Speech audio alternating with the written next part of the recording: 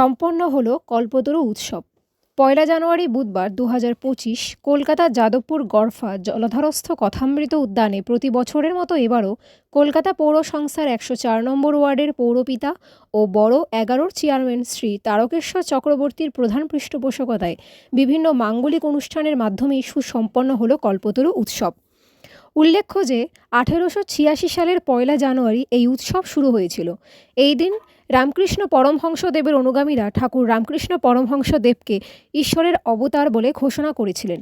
কাশীপুর উদ্যান বাটিতে, যেটা বর্তমান রামকৃষ্ণ মঠ ও মিশনের একটি শাখা, দক্ষিণেশ্বর কালীবাড়িতেও এই উৎসব মহাসমারোহে পালিত হয়। পৌরপিতা শ্রী তারকেশ্বর চক্রবর্তী কল্পতরু উৎসব সম্পর্কে আলোকপাত করেন। চিত্রধারণে তরুণ বিশ্বাস ও প্রতিবেদনে প্রদীপ কুমার সেন।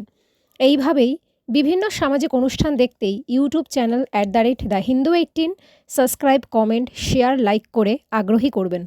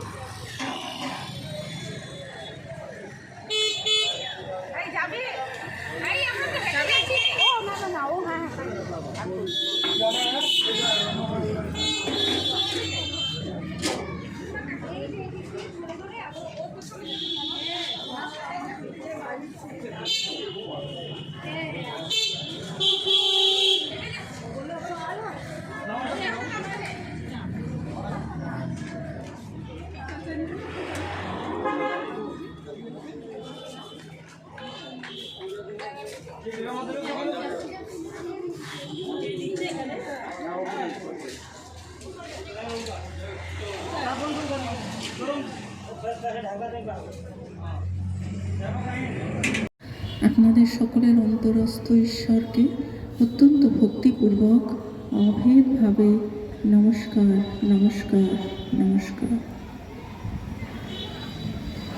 ওম তব কথামৃতম তপ্তজীবনম কবিভিরৃতম। আকাঙ্ক্ষা পূরণ করেন যিনি করেন তিনি হচ্ছেন সেই কাহিনী প্রায় আমরা সকলেই জানি।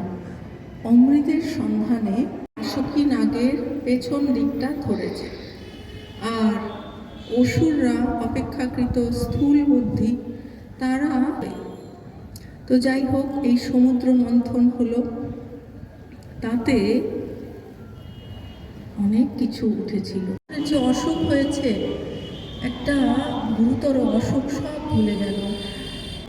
ইতিপূর্বে এইরকম প্রতিজ্ঞা তারা করেছিলেন, সেগুলো তারা সব ভুলে গেলেন।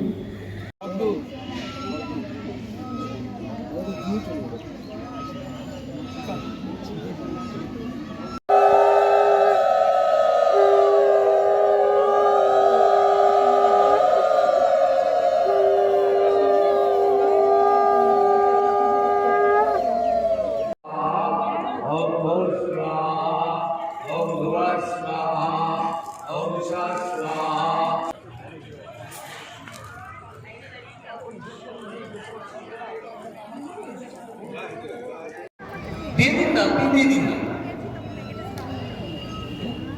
অমৃতটা দিয়ে দিন না, একজন দিলেই হলো।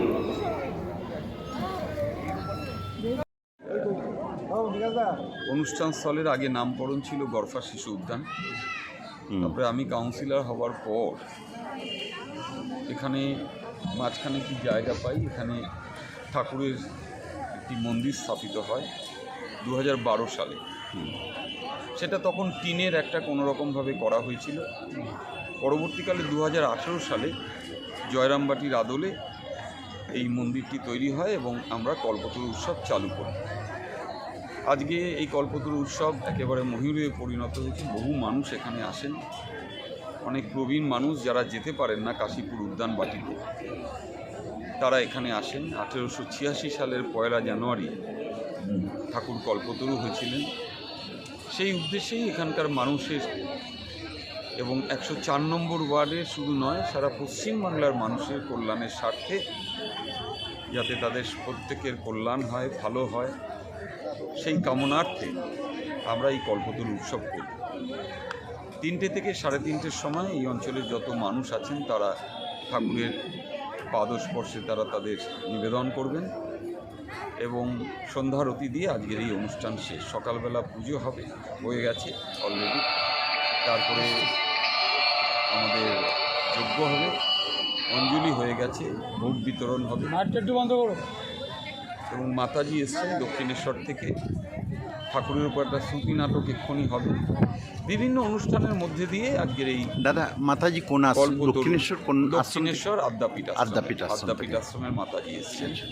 তিনি পাঠ করে শোনালেন ঠাকুরের কথা এবং কল্পতরুর যে মাহাত্ম্য, সেই মাহাত্ম্যের কথা তিনি শোনালেন এবং এরপর অন্যান্য ছোট ছোট অনুষ্ঠান আছে। অনুষ্ঠানের মধ্যে দিয়ে সারাদিন আজকে মানুষ যাতে আনন্দ করতে পারেন, বিশেষ করে প্রবীণা যারা আছেন তাদের কথা ভেবেই এটা করা চলছে।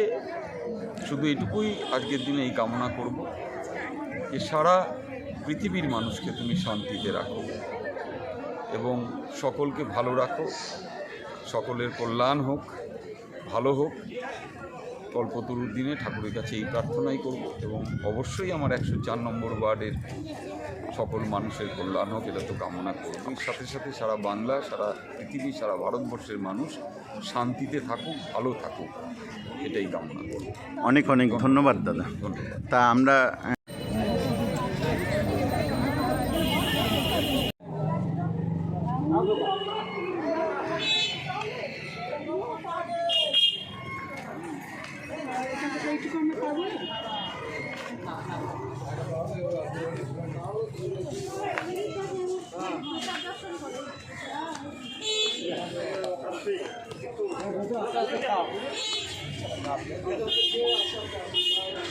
ওকে নিয়ে ঘোরো না, আমি যাচ্ছি, একসাথে চলে যেতে পারবো।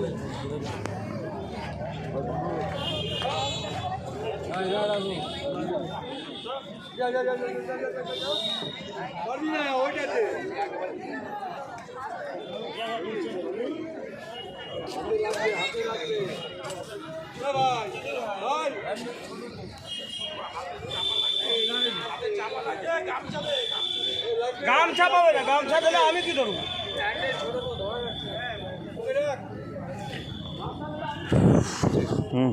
আমি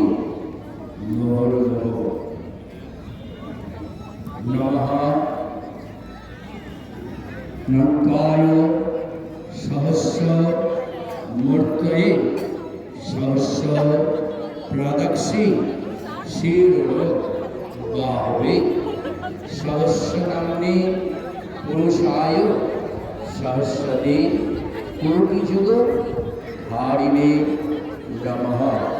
বিশ্বগন্ধ পুষ্পাঞ্জলি বিবেকানন্দ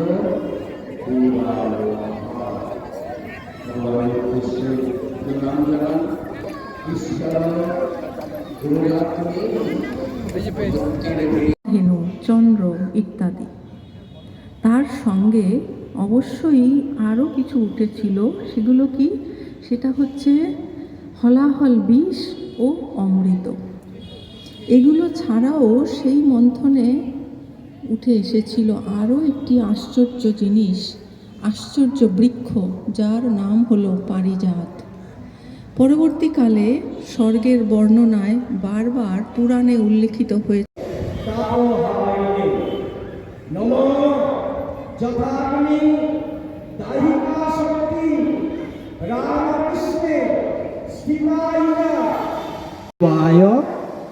নমঃ। কপালে হাত ঠেকিয়ে নিন, দ্বিতীয়বারের জন্য বলবো নমো বিষ্ণু, নমো বিষ্ণু, নমো বিষ্ণু, নমো যো ন হিষ্যতি ন দেষ্টি ন শোচতি ন কাঙ্ক্ষতি শুভ অশুভ পরিত্যাগী ভক্তিমান্দ্র সমপ্রিয় সমৌশত্র চ মিত্রে চ তন্নাম সমপ্রিয়া তদ্ভাব রঞ্জিত কারণ প্রণমামি মুহুর্মুহু জননী সারদা দেবী রামকৃষ্ণ জগৎগুরু পাদপদ্মে তয়স্বা প্রণমামি মুহুর্মুহু এসব বন্ধন পুষ্পাঞ্জলি নম জগন্নাথী স্বরূপিণ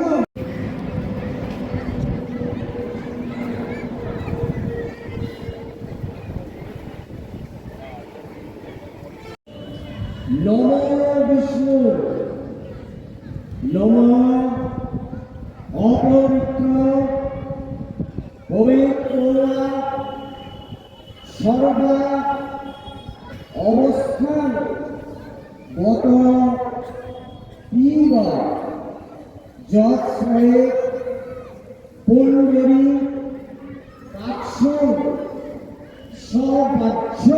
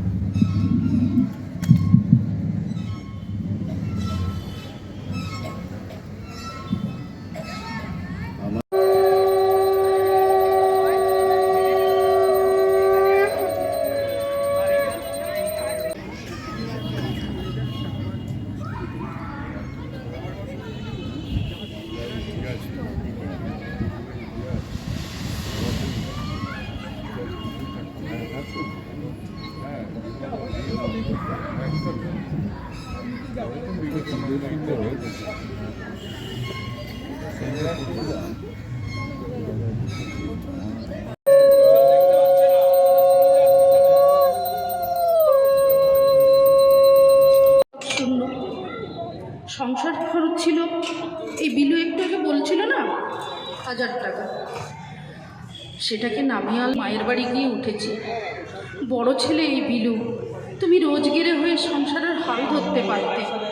উকিল, ব্যারিস্টার। জয় ঠাকুর। আজকে একটি বিশেষ দিন। 1886 খ্রিস্টাব্দে বৃক্ষের কাছে বা নিকটে দাঁড়িয়ে যা কিছু ভাবা যায় কৃপা বর্ষিত নমো হোক, বিষ্ণু এটাই প্রার্থনা।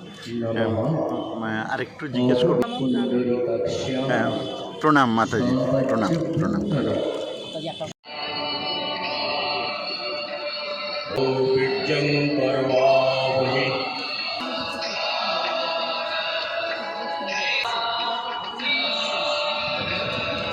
এবার ছিল দিয়ে দিয়েছে। যদি এখন আর একটা বিবেকানন্দ থাকতো তাহলে বুঝতে পারতো এই বিবেকানন্দ কি করে গেল। আবার এও জানি কানে অনেক বিবেকানন্দ হবে, সে কোথায়। দেখতো তোর কথা শুনে এই শশী, শরৎ, রাখাল এদের মুখগুলো কেমন হয়ে যাচ্ছে। তা আমি কি করবো মা? প্রাণের কথা বললেই তো ওরা মুখ ভাগ করে। আমি তো আগেই বলেছি। খুব মনে পড়ছিল আমি ওখানে বসে বসে, আমি বাপি, আমরা যারা এই কল্পতরু উৎসব করি আজকে প্রায় দীর্ঘ 12 বছর হয়ে গেল। প্রথমে এখানে একটা টিনের চালার মন্দির ছিল, স্টিলের রড দেওয়া টিনের চালার। আমার মনে আছে আমি 2010 সালে কাউন্সিলর নির্বাচিত হই। 2011 সালে আপনারা এই পাড়ার যারা বাসিন্দা তারা অনেকের মনে থাকবে, অনেকের মনে থাকবে। একদিন বৃহস্পতিবার মাতাল আবার মাকে ডাকছে, মা মাগো, মা মাগো বলে অনেকবার ডাকবার পর মা সেদিনকে এসে সেখানে চিৎকার করে ডাকছে, মা ও মা মাগো, তুমি কি আমার উপর রাগ করেছো মা? গতকালও দেখা দিলে না, আজও জানলা খুলছো না, তুমি কি আমার উপর রাগ করেছো?